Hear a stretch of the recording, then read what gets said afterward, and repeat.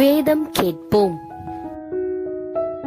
தானியேல் 6ஆம் அதிகாரம்.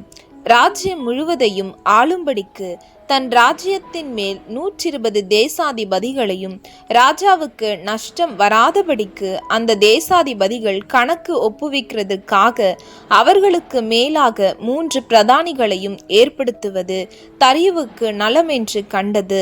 இவர்களில் தானியேல் ஒருவனாயிருந்தான். இப்படி இருக்கையில் தானியேல் பிரதானிகளுக்கும் தேசாதிபதிகளுக்கும் மேற்பட்டவனாயிருந்தான். தானியேலுக்குள் விசேஷித்த ஆவி இருந்தமையால் அவனை ராஜ்யம் முழுமைக்கும் அதிகாரியாக ஏற்படுத்த ராஜா நினைத்தான். அப்பொழுது பிரதானிகளும் தேசாதிபதிகளும் ராஜ்யத்தின் விசாரிப்பிலே தானியேலை குற்றப்படுத்தும்படி முகாந்திரம் தேடினார்கள். ஆனாலும் ஒரு முகாந்திரத்தையும் குற்றத்தையும் கண்டுபிடிக்க அவர்களால் கூடாதிருந்தது. அவன் உண்மையுள்ளவனாய் இருந்தபடியால் அவன் மேல் சுமந்த யாதொரு குற்றமும் குறைவும் காணப்படவில்லை.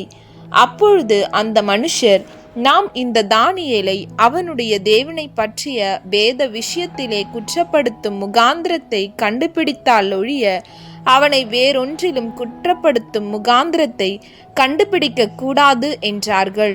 பின்பு அந்த பிரதானிகளும் தேசாதிபதிகளும் கூட்டங்கூடி ராஜாவினிடத்தில் போய் அவனை நோக்கி, தரியு ராஜாவே, நீர் என்றும் வாழ்க.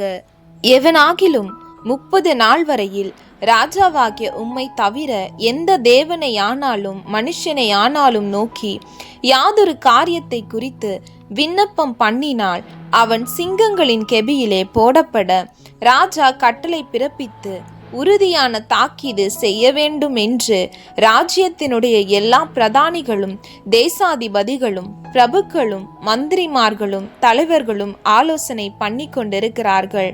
ஆதலால் இப்போதும் ராஜாவே, மேதியருக்கும் பெர்சியருக்கும் இருக்கிற மாறாத பிரமாணத்தின் படியே அந்த தாக்கீது மாற்றப்படாதபடி நீர் அதை கட்டளையிட்டு அதற்கு கையெழுத்து வைக்க வேண்டும் என்றார்கள். அப்படியே ராஜாவாகிய தரியு அந்த கட்டளை பத்திரத்திற்கு கையெழுத்து வைத்தான்.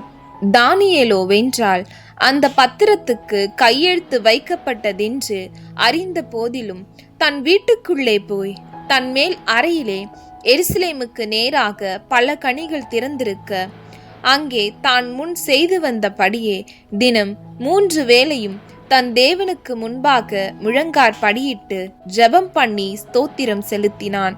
அப்பொழுது அந்த மனுஷர் கூட்டங்கூடி தானியேல் தன் தேவனுக்கு முன்பாக ஜெபம் பண்ணி விண்ணப்பம் செய்கிறதை கண்டார்கள். பின்பு அவர்கள் ராஜாவுக்கு முன்பாக வந்து, ராஜாவின் தாக்கீதை குறித்து எந்த மனுஷனாகிலும் 30 நாள் வரையில் ராஜாவாகிய உம்மை தவிர எந்த தேவனையானாலும் மனுஷனையானாலும் நோக்கி யாதொரு காரியத்தை குறித்து விண்ணப்பம் பண்ணினால் அவன் சிங்கங்களின் கெபியிலே போடப்பட வேண்டும் என்று நீர் கட்டளை பத்திரத்தில் கையெழுத்து வைத்தீர் அல்லவா என்றார்கள். அதற்கு ராஜா, அந்த காரியம் மேதியருக்கும் பெர்சியருக்கும் இருக்கிற மாறாத பிரமாணத்தின்படி உறுதியாக்கப்பட்டதே என்றான். அப்பொழுது அவர்கள் ராஜாவை நோக்கி, சிறைப்பிடிக்கப்பட்ட யூதேயா தேசத்தின் புத்திரரில் தானியேல் என்பவன் உம்மையும் நீர் கையெழுத்து வைத்து கொடுத்த கட்டளையையும் மதியாமல் தினம் 3 வேளையும் தான் பண்ணும் விண்ணப்பத்தை பண்ணுகிறான் என்றார்கள்.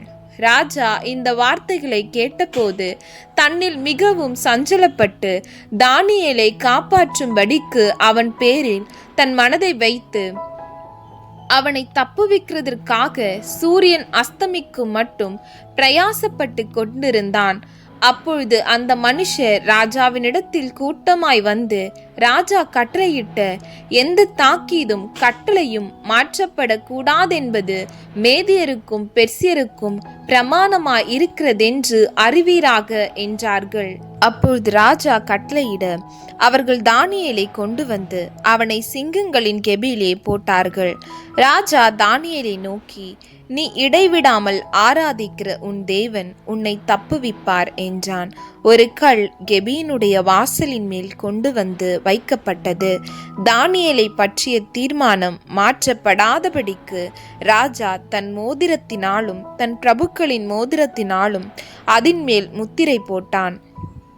பின்பு ராஜா தன் அரண்மனைக்கு போய் முழுதும் போஜனம் பண்ணாமலும் கீத வாத்தியம் முதலானவைகளை தனக்கு முன்பாக வர ஒட்டாமலும் இருந்தான். அவனுக்கு நித்திரையும் வராமற் போயிற்று. காலமே கிழக்கு வெளுக்கும் போது ராஜா எழுந்திருந்து சிங்கங்களின் கெபிக்கு தீவிரமாய் போனான். ராஜா கெபியின் கிட்ட வந்த போது துயர சத்தமாய் தானியேலை கூப்பிட்டு, தானியேலே, ஜீவனுள்ள தேவனுடைய தாசனே, நீ இடைவிடாமல் ஆராதிக்கிற உன் தேவன் உன்னை சிங்கங்களுக்கு தப்புவிக்க வல்லவரா இருந்தாரா என்று தானியேலை கேட்டான். அப்பொழுது தானியேல், ராஜாவே, நீர் என்றும் வாழ்க. சிங்கங்கள் என்னை சேதப்படுத்தாதபடிக்கு தேவன் தம்முடைய தூதனை அனுப்பி அவைகளின் வாயை கட்டி போட்டார். அதேனென்றால் அவருக்கு முன்பாக நான் குற்றமற்றவனாய் காணப்பட்டேன். ராஜாவாகிய உமக்கு முன்பாகவும் நான் நீதிகேடு செய்ததில்லை என்றான். அப்பொழுது ராஜா தன்னில் மிகவும் சந்தோஷப்பட்டு தானியேலை கெபிலிருந்து தூக்கிவிட சொன்னான். அப்படியே தானியேல் கெபிலிருந்து தூக்கிவிடப்பட்டான்.